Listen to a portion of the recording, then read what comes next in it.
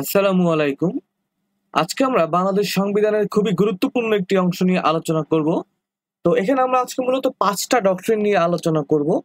তো এখানে এই ৫টি ডক্ট্রিন আলোচনা করা হয়েছে আমাদের সংবিধানের অনুচ্ছেদ ৩৫-এ। তো এটি কিন্তু বাংলাদেশের যে ফৌজদারি বিচার ব্যবস্থা এটার একটা মেরুদণ্ড হিসেবে কাজ করে এবং এটি নিশ্চিত করে যে প্রতিটি নাগরিক যেন ন্যায্য বিচার পায়। এবং এই অনুচ্ছেদ মূলত আমরা দেখব যে আরবিটারি স্টেট অ্যাকশন যেগুলো আছে এগুলোকে রক্ষা করে এবং রাষ্ট্রের যে ক্ষমতা এটাকে একটা নির্দিষ্ট আইনি সীমার মধ্যে রাখে। তো আজ আমরা মূলত যে ৫টি যে প্রধান স্তম্ভ নিয়ে কথা বলবো, এটা ডিটেইলে পড়ার আগে আমি আমার যে সংবিধানের ব্যারাক্ট এটা নিয়ে কিছুটা আলোচনা করতে চাই। তো এখানে আপনি দেখেছেন যে আমি এখানে ল্যাটিন যে ডক্ট্রিন গুলো আছে এগুলো লিখে রেখেছি এবং প্রিন্সিপলস গুলো এখানে আমি লিখে রেখেছি। তো প্রথম যে প্রিন্সিপলস নিয়ে আমরা আলোচনা করব, নাল্লাম ক্রিমেন্স সিনে লেগে, এটা হচ্ছে মূলত এক্স পোস্ট ফ্যাক্টো যে লেজিসলেশন আছে এগুলোর বিরুদ্ধে কথা বলে। এটার মেইন প্রিন্সিপালটা হচ্ছে যে নো ক্রাইম উইদাউট ল। যে আপনার যদি ওই সময় কোনো আইন না থাকে রিলেভেন্ট, তো ওই টাইমে আপনি কোনো কিছুকে আপনি পানিশেবল করতে পারবেন না। একটা আইনের আন্ডারে, এক্সিস্টিং আইনের আন্ডারে পানিশমেন্ট করতে হবে যে সময় একটা কাজ করা হয়েছিল। এরপরে যে প্রিন্সিপালটা আছে নেমো ডেবেট ভিজ পুনিরিপু উনো ডেলিক্টো, যে এটাকে আমরা বলতেছি ডাবল জিওপার্ডি। তো এই যে ডক্ট্রিনটা এটাকে বলা হয় no one should be vexed twice for the same cause. যে আপনি একই কাজের জন্য আপনাকে দুইবার হয়রানি করা যাবে না, এটাকে আমরা বলছি ডাবল জিওপার্ডি প্রিন্সিপালস। তারপরে আমরা বলেছি একটা স্পিডি অ্যান্ড ফেয়ার ট্রায়াল নিশ্চিত করতে হবে একটা স্বাধীন এবং নিরপেক্ষ আদালতের আন্ডারে। আর ফোর্থ যে প্রিন্সিপালসটা নিয়ে আমরা আলোচনা করব, নেমো টেনেটার সিপসাম অ্যাকুইজার, যে রাইট এগেনস্ট সেলফ ইনক্রিমিনেশন। তো এটাকে যে প্রিন্সিপাল আছে এটাকে বলা হয় no one is bound to incriminate himself. যে কেউ সদস্মারোপ করতে কাউকে আসলে বাউন্ড করা যাবে না বা ফোর্স করা যাবে না। তো এই যে এটা নিয়ে আমি একটা প্রিন্সিপালস আপনাদের সাথে আমি বলেছিলাম, যেটা ট্রিক্স, এটাকে আমি বলেছিলাম ইডি এসএসসি, যে এক্স পোস্ট ফ্যাক্টো যে লস আছে রেট্রোস্পেক্টিভলি হচ্ছে ক্রিমিনালাইজ করা যাবে না। এছাড়া ডাবল জিওপার্ডি যে প্রিন্সিপালস আছে এটার কথা আমরা বলেছিলাম, যে একই অপরাধের জন্য বারবার হচ্ছে ফৌজদারিতে সোপর্দ করা যাবে না। স্পিডি অ্যান্ড পাবলিক ট্রায়াল, যে টাইমলি এবং ট্রান্সপারেন্ট একটা দ্রুত সিস্টেম আমরা এনশিওর করতে চাবো। এরপর সেলফ ইনক্রিমিনেশন করা যেটা আছে সদস্যারোপ করতে কাউকে বাধ্য করা যাবে না। আর আরেকটা বলেছিলাম সিতে ক্রুয়েল পানিশমেন্ট, ইনহিউম্যান ট্রিটমেন্ট, এটা আমাদের সংবিধান নিষিদ্ধ করেছে। তো প্রথম যে ডক্ট্রিনটা সেটা নিয়ে যদি আমরা আলোচনা করি, তো প্রথম ডক্ট্রিনটা আমরা বলতেছি এক্স পোস্ট ফ্যাক্টো যে লস, এটা মূলত আইনের লিগ্যাল সার্টেনটি নিশ্চিত করার জন্য। তো এর যে মূল কথা এটা হচ্ছে যে আপনি এমন কোনো কাজের জন্য দোষী সাব্যস্ত হবেন না যা আপনি করার সময় অপরাধ ছিল না। আজকে মনে করেন সাপোজ মাছ ধরা কোনো অপরাধ না, কালকে আমি যদি বলি একটা সার্টেন টাইপ অফ মাছ ধরা অপরাধ, এটা রেট্রোস্পেক্টিভলি গতকাল যে ধরছে তাকেও শাস্তি দিব, এই ধরনের কোনো কাজ করা যাবে না। আবার অপরাধ করার সময় আইনে যে শাস্তি ছিল তার চেয়ে বেশি বা ভিন্ন কোনো শাস্তি আপনাকে দেওয়া যাবে না। তো এই আইনি যে সুরক্ষা এটা কিন্তু আসলে অনেক জরুরি একটা ব্যবস্থা। তার মেইন কারণ কি, এটা আইনের প্রসপেক্টিভ যে ইফেক্ট এটা এনশিওর করে, যে ভবিষ্যৎমুখী একটা প্রয়োগ নিশ্চিত করে, যে আইনের বিষয়ে আমাদের হচ্ছে পূর্বমুখী যে একটা পূর্বাভাস এটা কিন্তু আমাদের দেয়। তাহলে এটা আসলে সহজ ভাষায় যদি আমরা বলি, যে আপনার যে কোনো কাজ আছে এটাকে অপরাধ হিসাবে যদি ঘোষণা করে, সাপোজ ওইটা বৈধ ছিল, যে no conviction except under the law in force at the time of the act, যে আমার কাজ করার সময় যদি বৈধ থাকে পরে এটাকে অবৈধ করা যাবে না। আর আরেকটা হচ্ছে no penalty greater or different than prescribe at the time of the offence, যে কোনো অপরাধের শাস্তি বাড়িয়ে দেওয়া যাবে না বা ভিন্ন কোনো ধরনের শাস্তি দেওয়া যাবে না। যেমন আগে ছিল ফাইন, পরে আপনি বললেন ইমপ্রিজনমেন্ট, এটা ভিন্ন ধরনের একটা শাস্তি দেয়। আবার হতে পারে আগে ছিল ৫ বছর, পরে আপনি করলেন ৭ বছর, এটা শাস্তি বাড়িয়ে দেয়। এই ধরনের কোনো যে কাজ এটা কিন্তু করা যাবে না। তো মুস্তাফিজুর রহমান খান ভার্সেস বাংলাদেশ যে একটা কেস আছে এখানে কিন্তু বলা হচ্ছিল যে সংসদ নতুন কোনো অপরাধ বা তার শাস্তি পূর্বের সময় থেকে কার্যকর করতে পারে না। তো এই রায়টি কিন্তু নিশ্চিত করে যে নাগরিকরা তাদের কাজের আইনি পরিণতি আগে থেকেই যেন জানতে পারে।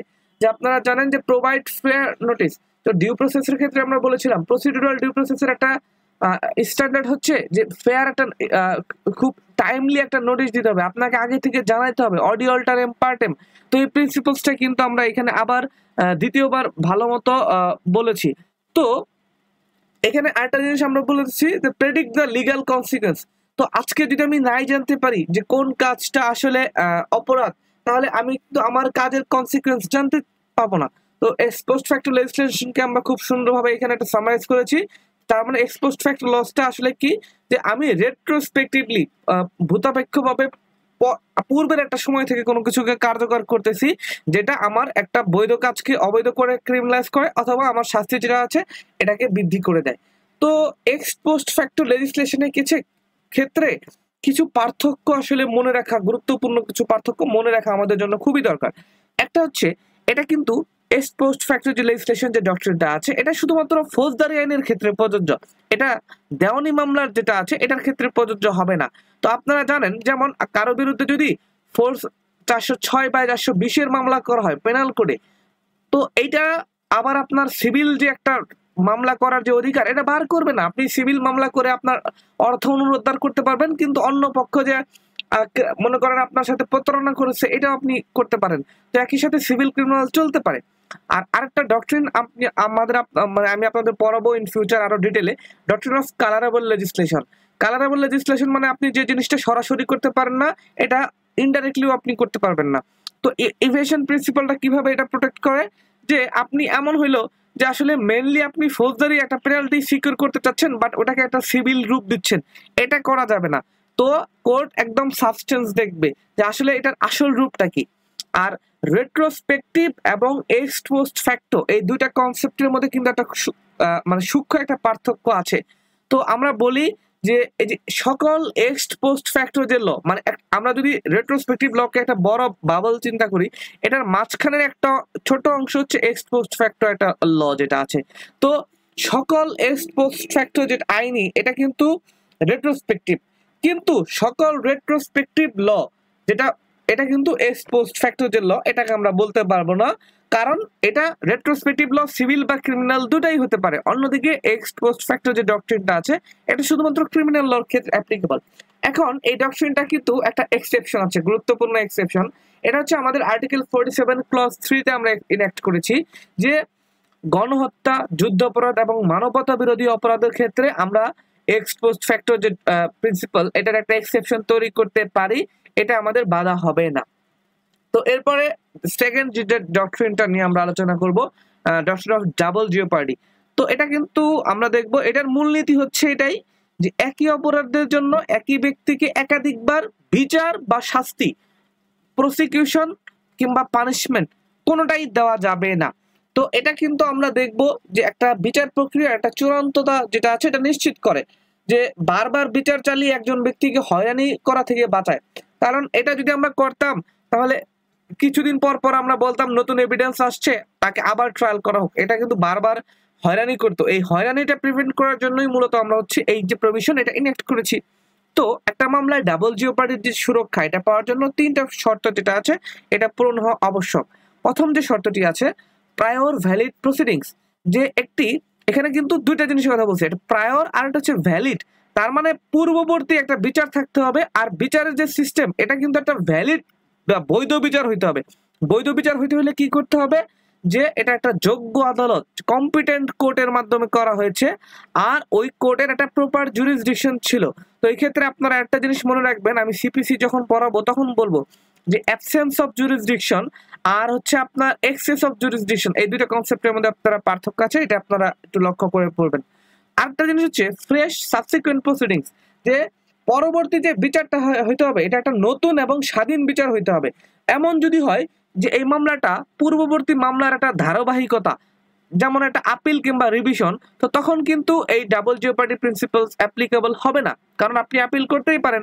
আর আরেকটা হচ্ছে থার্ড যে গুরুত্বপূর্ণ, এটা হচ্ছে সেম অফেন্স, যে উভয় বিচারেই যে অপরাধ এটা মূলত একই হইতে হবে। তার মানে একই ধরনের ঘটনা এবং যে আইনি উপাদানগুলো আছে এগুলো একই হইতে হবে। আমরা আইনে যে সময় পেনাল কোড পড়ি তখন কিন্তু অপরাধগুলোর এলিমেন্টস গুলা পড়ি, যেমন থেফট হইতে হলে 5টা এলিমেন্ট পূরণ করতে হয়। তো সাধারণত এই যে এলিমেন্টস অপরাধের যে আইনি উপাদানগুলো এটা যদি এক হয় আর একই ঘটনা রিলেটেড হয় তখনই আমরা বলবো ডাবল জিওপার্ডি যেটা আছে এটা অ্যাপ্লিকেবল হবে, এইটা করা যাবে না। এরপরে স্ট্যাটুটরি ফ্রেমওয়ার্ক নিয়ে যদি আমরা আলোচনা করি, স্ট্যাটুটরি ফ্রেমওয়ার্কটা কিন্তু কিছুটা সাপ্লিমেন্ট করেছে কনস্টিটিউশনকে। যে আমাদের কনস্টিটিউশনে আপনি একটা শব্দ দেখেন এখানে প্রসিকিউশন এবং পানিশমেন্ট এটার কথা বলা আছে, কিন্তু এখানে অ্যাকুইটালের কথা বলা নাই। তো অ্যাকুইটাল হইলেও কিন্তু ডাবল জিওপার্ডির যে প্রিন্সিপাল এটা অ্যাপ্লাই হবে, এটার কথা বলা আছে আমাদের সিআরপিসির 403-এ। তো এখানে অ্যাকুইটাল কনভিকশন দুইটার কথাই বলা আছে, তার মানে আমাদের সংবিধান এবং 403 এটা দুইটা একটা কম্বাইন্ড মিনিং আমাদের দিতে হবে যে একজন ব্যক্তিকে এরকম রিট্রায়াল করতে বার করবে যদি অ্যাকুইটেড কিংবা কনভিক্টেড হয়ে থাকে একই অপরাধের জন্য। আর আরেকটা গুরুত্বপূর্ণ প্রিন্সিপাল হচ্ছে section 26 of the General Clause Act. তো জেনারেল ক্লজ অ্যাক্ট নিয়ে আমাদের সম্পূর্ণ একটা আলাদা সিরিজ আছে, ওখানে কিন্তু আমরা খুব বিস্তারিত এটা নিয়ে আলোচনা করেছি। তারপরেও যদি আমি সামারিলি বলে দেই যে এখানে প্রসিকিউশন সাধারণত আপনি করতে পারবেন, কিন্তু পানিশমেন্ট ডাবল পানিশমেন্ট দেওয়া যাবে না, শুধু পানিশমেন্ট একটা আইনের আন্ডারেই দেওয়া যাবে। তো এখানেও কিন্তু কিছু গুরুত্বপূর্ণ এক্সেপশন আমরা আলোচনা করতে পারি, যেমন যদি একই ঘটনা থেকে ভিন্ন ভিন্ন অপরাধ সৃষ্টি হয় তবে কিন্তু একাধিক মামলা হতে পারে। যেমন আর্মস অ্যাক্ট, পেনাল কোড, একটা একই কাজ দুইটা আইনের আন্ডারে যদি অপরাধ সংঘটিত হয় তাহলে দুইটাতেই শাস্তি দেওয়া যেতে পারে, কারণ এটা কিন্তু ভিন্ন ভিন্ন অপরাধ সৃষ্টি করেছে। আরেকটা হইতে পারে যে disciplinary or departmental proceedings are not barred by prior criminal proceedings.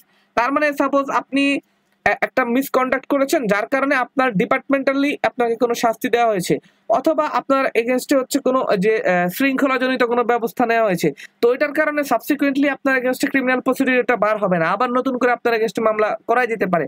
আর আরেকটা হচ্ছে আপিল রিভিশন, আমরা বলেছিলাম কন্টিনিউশন হওয়া যাবে না। আপিল এন্ড রিভিশন যেহেতু কন্টিনিউ করতেছে তো আপিলটাকে আমরা একদম কন্টিনিউশন বলি। তো এই ক্ষেত্রে আপিল এন্ড রিভিশন যেহেতু একই মামলাকেই আমরা ফার্দার আপিলের হায়ার কোর্টে নিয়ে যাচ্ছি, তো এটার ক্ষেত্রে আমরা বলতে পারি যে ডাবল জিওপার্ডি এগুলাকে গণ্য হবে না, কারণ এগুলা হচ্ছে একই মামলার ধারাবাহিকতা। এই ক্ষেত্রে আমরা কিছু গুরুত্বপূর্ণ কেস পড়তে পারি, পারভিন ভার্সেস স্টেট, যে state cannot punish twice under different enactments for the same act, একই কার্যের জন্য দুইবার শাস্তি দেওয়া যাবে না। বাংলাদেশ ভার্সেস মীর আফসার আলী যে কেসটা আছে এখানে বলা আছে যে এই যে বিচার মানে আলটিমেটলি ডিপার্টমেন্টাল প্রসিডিংস যেটা আছে এটাকে সাবসিকুয়েন্ট ক্রিমিনাল ট্রায়াল বার করে না। তৃতীয় যে গুরুত্বপূর্ণ ডক্ট্রিনটি আছে এটা হচ্ছে স্পিডি এন্ড পাবলিক ট্রায়াল নিয়ে কথা বলে। তো এই দ্রুত এবং প্রকাশ্য বিচার পাওয়ার যে অধিকার এটা কিন্তু আমাদের সংবিধান দ্বারা সুরক্ষিত একটি অধিকার। তো এটা এই অধিকার নিশ্চিত করে যে বিচার ব্যবস্থা দ্রুত এবং স্বচ্ছভাবে যেন পরিচালিত হয়।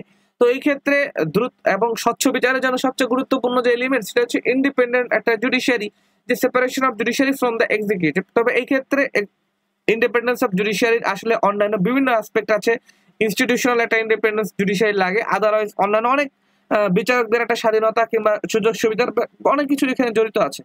তো এই যে এই ধরনের বিচার ব্যবস্থা এটা কিন্তু মানুষের আস্থা, জনগণের আস্থা ধরে রাখার জন্য অনেকটাই ইম্পর্টেন্ট। তো এক্ষেত্রে আরেকটা জিনিস খুব গুরুত্বপূর্ণ সেটা হচ্ছে বিচারকদের নিউট্রালিটি, যে নিরপেক্ষ থাকতে হবে, বিচারকরা কোনো এক্সটার্নাল প্রেশারের বাইরে থেকে যেন ওনারা সিদ্ধান্ত নিতে পারেন। আর আরেকটা গুরুত্বপূর্ণ দিক হচ্ছে বর্তমান একটা জিনিস অনেক হচ্ছে সেটা হচ্ছে মিডিয়া ট্রায়াল, যে গণমাধ্যম একটা অত্যাধিক প্রচারণার কারণে একটা সুষ্ঠু বিচার কিন্তু ব্যাহত হতে পারে। তো এই ক্ষেত্রে অনেক সময় তো আবার ইনফ্লুয়েন্সের সুযোগ আছে, তো মিডিয়া ট্রায়ালটাও রেস্ট্রিকশন করাটাও কিন্তু একটা রাষ্ট্রের কাজ। আর পাবলিক ট্রায়াল রিকোয়ারমেন্ট যে একটা প্রকাশ্য আদালতে হবে, তো ক্যামেরা ট্রায়াল যেটা আছে এটা কিন্তু অনেক আইনেই সম্ভব যদি ওইটা দরকার হয়, but as a general principles এটা হচ্ছে ওপেন যে আছে পাবলিক প্রকাশ্য আদালতে হতে হবে। যেমন আমাদের সিআরপিসি 352 কিন্তু এই যে প্রিন্সিপালটা আছে এটা করতে পারে, বাট স্পেশাল সার্কামস্ট্যান্সে যেটা আছে সেনসিটিভ ম্যাটারস গুলোতে তখন আমরা ট্রায়াল ইন ক্যামেরা যেটা আছে এটা করতে পারবো। এখন এই যে বিলম্ব যেটা আছে, এখন এটার আগে আমরা যদি আলোচনা করি যে আরো কিছু কিছু ম্যাটার আছে যেগুলো সাধারণত ফেয়ার ট্রায়াল নিশ্চিত করে।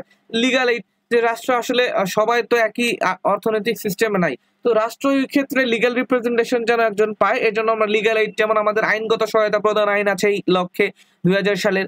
এছাড়া রিজনেবল টাইম লিমিটস, তো সাধারণত যে একটা trial must proceed without undue delay, আমরা আনডিউ ডিলে যেটা আছে আপনারা গ্ল্যাডস্টোনের একটা উক্তি জানেন যে justice delayed is justice denied, তবে এই ক্ষেত্রে একটা জিনিস সেটাও মনে রাখতে হবে যে জাস্টিস হাউরিড ইট জাস্টিস বিউরিড, যে আপনি অনেক বেশি ফাস্ট করে একটা প্রসিডিউরাল ডিউ প্রসেস যেটা আছে এটা ফলো করতেছেন না, একটা তাকে আত্মপক্ষ সমর্থনের সুযোগ দিচ্ছেন না, এই জিনিসটাও কিন্তু করার সুযোগ নাই।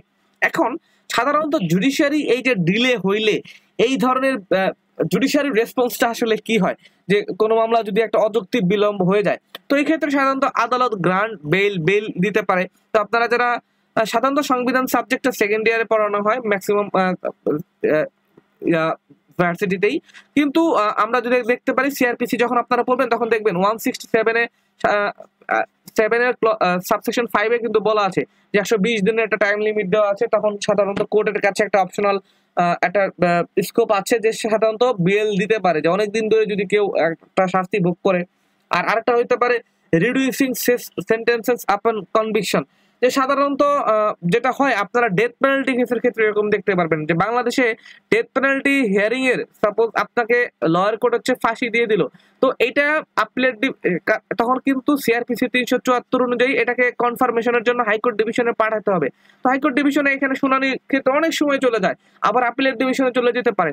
তো এই সকল ক্ষেত্রে আমরা অনেক সময় দেখেছি যে শেষ পর্যন্ত হয়তোবা তার শাস্তি যেটা আছে এটা মেনটেন, মানে আলটিমেটলি তার দোষ হয়তোবা প্রমাণ হয়, তখন কোর্ট একটু একটা লেনিয়েন্ট ভিউ নেয়, জানা যেহেতু সে অনেক দিন ধরে এরকম ডেথ কন্টেমপ্লেট করে সলিটারি কনফাইনমেন্ট ছিল কিংবা একটা এক্সপেকটেশন ছিল। তো এই কারণে কোর্ট অনেক সময় যেটা করে যে তাকে তার মৃত্যুদণ্ডটা কমিয়ে একটা দেখা গেছে যে লাইফ ইমপ্রিজনমেন্ট করে দেয়, কিংবা অন্যান্য ক্ষেত্রে শাস্তিটা একটু কমিয়ে দেয়। তো দোষী সাব্যস্ত হলে সাজা কমানোর একটা সুযোগ থাকে যদি অনেক বেশি ডিলে হয়।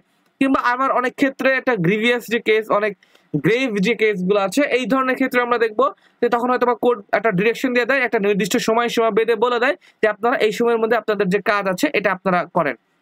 তো এই যে দ্রুত একটা কাজ করতে হবে, এই ধরনের অনেক বাংলাদেশ বিশেষ করে আমরা স্পেশাল ল যেগুলো পড়ি এখানে কিন্তু বর্তমানে অনেকটা টাইম বেঁধে দেওয়া হয় যে এত দিনের মধ্যে আপনি একটা টাইম লিমিটের মধ্যে আপনি আপনার যে ট্রায়াল এটা শেষ করেন। তো এরপরে যে গুরুত্বপূর্ণ ডক্ট্রিনটা আছে 4 নাম্বার ডক্ট্রিন, সেটা হচ্ছে সেলফ ইনক্রিমিনেশনের বিরুদ্ধে যে ডক্ট্রিনটা আছে। তো এখানে আমরা দেখবো যে সদোষারোপ করা থেকে যে এটা আছে, এই ডক্ট্রিনটাকে আরেকটা নামও বলা হয় রাইট টু রিমেইন সাইলেন্ট, যে আপনার নীরব থাকার অধিকার যেটা আছে এটাকে বলা হয়। তো এর মূল কথা হচ্ছে যে কোনো অভিযুক্ত ব্যক্তিকে তার নিজের বিরুদ্ধে সাক্ষ্য দিতে বাধ্য করা যাবে না। এটার মেন কারণ জানেন, ক্রিমিনাল লতে প্রমাণ করার দায়িত্ব হচ্ছে রাষ্ট্রপক্ষের, যে বার্ডেন অফ প্রুফটা কার, যে অ্যালিগেশন করতেছে। আমি নিজে থেকে আপনাকে বলে আমি কাউকে বলতে পারবো না যে আপনি যেহেতু প্রমাণ করতেছেন না আমাকে এক্সটর্ট করবেন, এটা সম্ভব না। তো এক্সক্লুশন আমরা কেন, সাধারণত আপনি যদি কনফেশন আছে যে কারো কাছে স্বীকারোক্তি নিতে চায়, এটা ভলান্টারি হইতে হবে, যে কোনো প্রকার যে ইনডিউসমেন্ট থ্রেট এগুলো দিয়ে ভয় প্রলোভন দিয়ে কারো কাছ থেকে স্বীকারোক্তি আদায় করা যাবে না। আরেকটা হচ্ছে টাইমিং, যে applies once a person is formally accused or treated as suspect in criminal proceedings. তো একটা জিনিস মনে রাখতে হবে, এখন কারোর বিরুদ্ধে ফর্মাল প্রসিডিংস শুরুই হয় নাই, ক্রিমিনাল প্রসিডিউর শুরুই হয় নাই, তার আগে যদি সে একটা নিজেকে দোষারোপ করে একটা এক্সট্রা জুডিশিয়াল কনফেশন দেয়, এটা কিন্তু তার বিরুদ্ধে ইউজ করা যাবে। আর আরেকটা হচ্ছে এক্সক্লুশন, যে কোন ক্ষেত্রে সেলফ ইনক্রিমিনেশনটা ইউজ হয় না। যে সাপোজ আপনাকে আমি বলতে পারি যে আপনি আপনার ফিঙ্গারপ্রিন্ট দেন, কিংবা ডিএনএ অ্যানালাইসিস করতে পারি, কিংবা এই ধরনের যে মডার্ন যে টেস্টগুলো এসেছে এগুলা যদি করে কাউকে অপরাধী হিসেবে শনাক্ত করা হয়, এগুলাকে যেহেতু এগুলা টেস্টিমোনিয়াল না, টেস্টিমোনিয়াল হইলে তখন এই ক্ষেত্রে অ্যাপ্লিকেবল হয় না, হয় সাধারণত সেলফ ইনক্রিমিনেশন প্রিন্সিপালটা। কিন্তু টেস্টিমোনিয়াল এভিডেন্স যেহেতু এগুলো না, যে আপনি বলতেছেন না, ওরাল কিংবা রিটেন স্টেটমেন্ট যেহেতু না, সেই ক্ষেত্রে এগুলো এক্সক্লুড আলটিমেটলি হয় না। মানে আলটিমেটলি এগুলো সেলফ ইনক্রিমিনেশন করতে পারে, যে আপনার ডিএনএ অ্যানালাইসিস কিংবা ফিঙ্গারপ্রিন্ট থেকে যদি আপনাকে আইডেন্টিফাই করা যায় এক্ষেত্রে শাস্তি পাবেন। আর এক্ষেত্রে আপনার এভিডেন্স একটা কিছু প্রভিশন আছে, যে সাধারণত যে পুলিশের কাছে যদি কোনো স্টেটমেন্ট দেওয়া হয় এগুলো কিন্তু একদম কমপ্লিটলি মানে অ্যাডমিসিবল, এগুলাকে প্রমাণ করা যায় না। তবে 27 যেটা আছে এভিডেন্স একটা, এখানে একটা এক্সেপশন দেওয়া আছে, যে যদি এমন হয় যে পুলিশের কাছ থেকে কোনো তথ্য দেওয়া হলে ওইটার থ্রুতে কোনো ডিসকভারি করা হয়েছে, অন্য কোনো একটা সাক্ষ্য উদ্ধার করা হয়েছে, ওই ডিসকভারি করলে তখন ওইটুকু হচ্ছে ভ্যালিড হবে, কিন্তু কনফেশন যেটা আছে এটা স্টিল ভ্যালিড না। তো আমরা বলতেছি এই যে এই ডক্ট্রিনটার আরেকটা নাম হচ্ছে রাইট টু সাইলেন্স। তো আমেরিকান জুরিসডিকশনে এটাকে বলা হয় মিরান্ডা রাইট। মিরান্ডা রাইট আপনারা আমেরিকান বিভিন্ন মুভি যারা দেখেছেন ইউএস এর, ওখানে আপনারা দেখবেন একটা পুলিশ কাউকে ধরলে শুরুতে বলে যে you have the right to remain silent, তুমি চুপ থাকতে পারো। Anything you can say and will be used against you in court of law. যদি তুমি কিছু বলো এটা তোমার এগেইনস্ট ইউজ করা হতে পারে। You have the right to attorney, যে তুমি আসলে উকিল যেটা আছে তোমার একটা লিগ্যাল রিপ্রেজেন্টেশন অধিকার আছে। আর তুমি যদি নিজে এটা না এফোর্ড করতে পারো, স্টেট তোমাকে এই যে লয়ার আছে এটা প্রোভাইড করবে। তো এই মিরান্ডা প্রিন্সিপালস গুলো কিন্তু আমরা আমাদের সংবিধানে করেছি। আর এছাড়া ব্লাস্ট ভার্সেস বাংলাদেশ কেসেও কিন্তু বলা আছে যে এই যে রিমান্ডকে একটা রিমান্ড মানে ইন্টারোগেশন সিস্টেম হিসেবে ইউজ করে টর্চার করে কারো কাছ থেকে যে কনফেশন নেওয়া, এটা অসাংবিধানিক, এটা যে ফান্ডামেন্টাল রাইট এটাকে কিন্তু ভঙ্গ করে। এরপরে protection against torture and cruel punishment, 5 নম্বর সর্বশেষ ডক্ট্রিন নিয়ে যদি আমরা আলোচনা করি, যে নির্যাতন এবং নিষ্ঠুর শাস্তি যেটা আছে এটা থেকে রক্ষা করা, এটা কিন্তু মানুষের মানবিক মর্যাদা রক্ষার একটা সিস্টেম। তো এটা আওতায় কি পড়ে? একটা হচ্ছে হেফাজতের নির্যাতন, যে পুলিশ বা রাষ্ট্রীয় হেফাজতে শারীরিক বা মানসিক সব ধরনের নির্যাতন এরা থেকে রক্ষা করে। এছাড়া পুলিশ বর্বরতা যেটা আছে, পুলিশ আইন প্রয়োগকারী সংস্থার যে অতিরিক্ত বল প্রয়োগ এটা থেকে সুরক্ষা দেয়। আর একটা হচ্ছে ডিগ্রেডিং অবমাননাকর যে শাস্তিগুলো আছে, যে মানুষ হিসাবে আপনার মর্যাদাকে ক্ষুণ্ণ করে, এই ধরনের যে শাস্তি এটাকে এটা নিষিদ্ধ করে। এখন মৃত্যুদণ্ড কার্যকরে আমরা একটু আগে বলেছিলাম এক্সেসিভ ডিলে, এটা অনেক সময় ডিগ্রেডিং পানিশমেন্ট হিসেবে কাউন্ট হতে পারে। তো এটা নিয়ে একটা ডিবেট আছে, আমরা দেখবো। তো লিগ্যাল ফ্রেমওয়ার্ক এগেইনস্ট টর্চার যে 25 আমরা বলেছি, এগুলোকে কিন্তু এই যে পুলিশ যে আলটিমেটলি কোয়ার্সিভ মেথড ইউজ করা যাবে না। এছাড়া 163 আছে আমাদের সিআরপিসি তে, এখানে কিন্তু বলা আছে যে কি explicitly prohibit the use of inducement, threat against interrogation or suspect, যে কাউকে একদম প্রলোভন দেখিয়ে কিংবা থ্রেট দিয়ে কোনো এভিডেন্স কালেক্ট করা যাবে না, টর্চার করা যাবে না। তো সাইফুজ্জামান ভার্সেস স্টেট বাংলাদেশ একটা মামলা আছে, ওখানে কিন্তু একটা বলা আছে যে এই যে পুলিশের যে নির্যাতন এটাকে ওনারা বলছেন স্টেট টেরোরিজম বা রাষ্ট্রীয় সন্ত্রাস, এটাকে ওনারা একদম কমপ্লিটলি ডিনান্সিয়েট করেছেন। এছাড়া বলেছেন যদি এই ধরনের কোনো কাস্টোডিয়াল ডেথ হয় কিংবা যেটা রাইট গুলো ভায়োলেশন হয়, তাহলে কনস্টিটিউশনাল কম্পেনসেশন যেটা আছে এটা কিন্তু দেওয়ার সুযোগ আছে। এখন এক্ষেত্রে আমরা একটা এক্সেপশনের কথা বলেছি, যে আর্টিকেল 35(6) এ আমরা বলেছি যে এই যে প্রোটেকশন গুলা এক্সিস্টিং লর আন্ডারে যদি কোনো পানিশমেন্টের কথা বলা থাকে, এইটাকে হচ্ছে ভায়োলেট করবে না। তার মানে আমাদের বর্তমান আইন আদালতের আন্ডারে যে আমরা অলরেডি যে এক্সেপশন গুলো আছে এগুলোকে এটা ভায়োলেট করবে না। বাট এটা কি অ্যাবসলিউট? উত্তর হচ্ছে না, এটা অ্যাবসলিউট না। কখন? যে আপনি 35 এর আন্ডারে চ্যালেঞ্জ করতে পারতেছেন না, কারণ আপনি 36 মানে 6 এ হচ্ছে একটা এক্সাম্পশন দিচ্ছেন, কিন্তু 27, 32 এর আন্ডারে চ্যালেঞ্জ করা যাবে। যে সাপোজ এই যে ডিসক্রিমিনেটরিলি এক্সিস্টিং ল যদি সবাইকে একইভাবে একটা পানিশমেন্ট দেয় সমস্যা নাই, কিন্তু ওটা যদি ডিসক্রিমিনেটরিলি বৈষম্যমূলক